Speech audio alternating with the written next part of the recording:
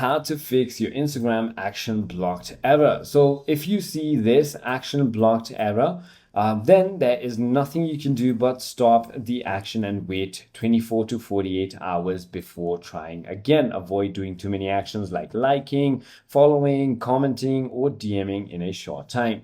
Then the other thing you want to do is simply go to downdetector.com and check if Instagram servers are down.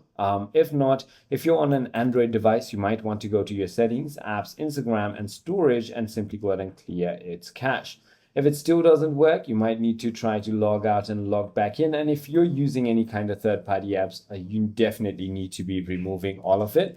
Now, if that is not the case, you might need to simply go ahead and check your internet connection. Make sure that you are using a stable internet connection. Try toggling between your Wi-Fi and your cellular data. If that is not the case, you want to simply go ahead and contact Instagram support. I hope this video clarifies everything for you. If you have further more queries, feel free to comment down below, and I'll see you on the next one.